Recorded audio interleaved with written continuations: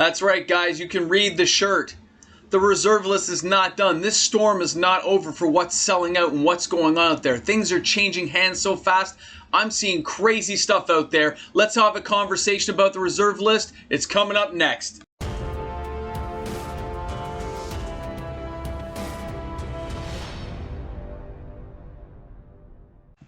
Hey guys, welcome back. MTG Moxman here. If you're new to the channel and you've somehow found me out there in the wild west world of YouTube, well, thanks a lot for checking out my content today. I hope you enjoy it. So we're having our reserve list discussion. It's kind of insane to think that it is still raging across the board. Sales are still strong, prices are still going higher, and people are still buying the weirdest, most expensive, the oddest, every crazy card under the sun that is on the reserve list. Now, of course, it is causing spikes of prices. Some cards are being restocked, some are not. It's kind of interesting to see that this has gone on so long. And I was going to cover this like later in the week, like just do a weekend video. But when I started checking the sales, there was a lot of cards to cover in the next couple of days. So there'll be a few reserve list videos coming up for the rest of the week. It is nuts to see, guys. When you look at these as a whole and you see the cards and the craziness that's going on, you realize that people are not satisfied yet. They're going to continue to buy. And I think some people who are getting money from like other sources like Bitcoin that keeps going up to higher and higher levels, people have lots of extra cash from stimulus spending, they're buying collectibles. They are buying reserve list cards and they are sticking their money where their mouth is. They're saying, hey, I can do this, put it in there and save it and hold it for 10 years and see what happens. It's all free money. I don't care. That's what people are doing. I have friends who have just done it. I had a friend who traded in some Bitcoin. Thank you for sending that email. And they went out and they spent $10,000 on reserve list cards. And that was a cool email. Thank you. And yes, for those of you who I did warn earlier about some of the card prices, I'm glad you guys got those cards. And for those who are new to the channel, I hope you get some good inside advice here. Again, it's all entertainment, guys, just for fun. But yes, I did warn some people about some prices. And with the hundreds of new people joining my channel every couple of days now, yes, it's great. Stick around, have some fun, hopefully learn something interesting. So we have some cards to cover today I thought were kind of cute and cuddly and lots of fun to look at. Our first one is City of Shadows. Now I covered this and I warned people about it when it was a $25 card. Now the beat up copies are like 50 bucks. Mid-range are like 70, 80. Near mints are 100 plus now.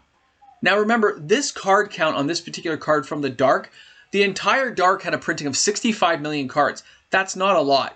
This being one of the rares from the set, or how they did the U's back then, this is considered a rare, and you're looking at maybe, 140,000, 150,000 copies. I don't know how much of those are gradable nowadays or in great shape, but for worldwide in an English language, that is not a lot of this card. Okay, so if you happen to have some, kudos to you, but there is not as much of this card out there as you think. And for those who sent those emails, I will warn people, if you're storing your cards in a basement, make sure it's dry.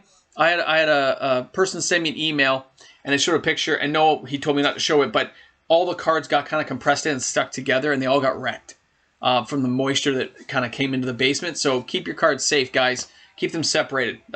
I'm sorry about that, by the way. That was a horrible picture. Okay, so our next one up here is the Cradle, of course. We love the Cradle. This Cradle is awesome, and it is on my hit list of cards to buy. I don't have one yet, and yes, I really want to get one. And for those of you who said, just sell some of your collect, I don't want to sell my collection. I want to keep my collection. I like my stuff. I want to get more, not less.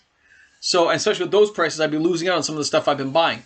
So I'm willing to save up for it. I will just keep plugging away until I can finally get a Cradle. Probably a couple of years away at this point. And I expect this price to go higher, by the way. When you're looking on your screen and you guys are seeing $1,200, it's probably going to go higher. You can see the buy and sold listings there, guys. It's just going to go up, not down. This card's going to settle around $2,000 by the time it's all said and done. And I know that's scary. I know that's high, but this thing has iconic art. It's an amazing series set, and it's part of a very big history when you look at the Urza Mishra War and stuff. By the way, I have a video you can check out on that. It's in my played sections, but it's pretty awesome. Like it's an amazing card. So our next card up is going to be Force Field. This is one of those cards I warn people about. When the collector edition ones were like 95 bucks, and I know those who bought them, awesome. And when you saw heavily played copies for like $200 and you bought them, smart. Look what they're going for now. Okay, this card did get graded quite a bit because people didn't play it that often. but it was an undervalued card. It turns damage to 1. That big 20/20 creature, oh no, damage is 1. And it's only 3 to cast out. It was a great card even back then. And when you see it now going for that $700 mark, in the last 60 days, it's like doubled in value. That is crazy to me to see those price changes happen. But with the frenzy we're seeing in the market and the people buying and selling so fast, my friend sent me a picture of a guy in Vegas buying Black Lotuses for 10K.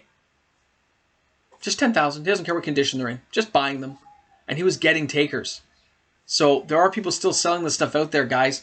And when these richer people grab it, they're not sending it back to the market. It's almost like a hoarding game for them to see how many they can get. So nothing we can do about that. Thank goodness the reserve list is only set to these cards, right? For those of you, I did that poll and was like, no more reserve list. Right? Now, oh, sorry, that was Force Field. Let's go to the next one. We're going to Chaos Orb. Now, Chaos Orb is like banned in every format. Isn't that crazy? It's banned. You can't play it anywhere. Me and my friends have like a house rule where it can blow up 1 target. Well, this is one of those cards you had to like pay 2 to get it out, pay 1 to use it, and like flip it in the air. It had to spin a certain amount of times, at least a 360. Whatever it landed on was destroyed. So people would reorganize battlefields. Now, I only thought to check this card because I do have one. I was just kind of curious how it's doing. I bought that card for like $100 from a friend like 5 years ago. Look at the price, guys. It ain't getting better out there. For even cards that are banned in every format, there are still collectors wanting them, people wanting to hoard them and hold on to them, or people saying, this thing's so nostalgic, how can I not have one? And they just buy one. And it's forcing even price on these kind of cards through the roof. Insane to see, but very exciting to know, like, whoa, man, I remember buying this for this, and now it's going for this. It's like our Magic cards are becoming mini 401ks, right? For those who don't say they're investments. Now, our next one here is going to be Plateau. Plateau, again, an amazing card. I have warned people about some of the underused dual lands. They are creeping up. Now, I remember telling some of these people when these were like $190. You can see it now from the sales of around that, $290 mark, and people are trying to sell them for around the $350 mark. This card is going to settle in at $500 very soon.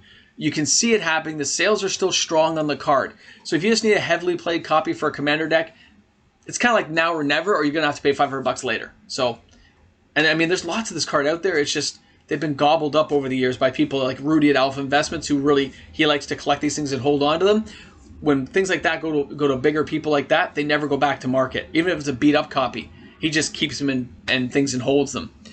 So it drives the prices up, even unintentionally. So nothing you can do about it. If you needed a copy of this card, get it while you can, because it isn't coming back anytime soon.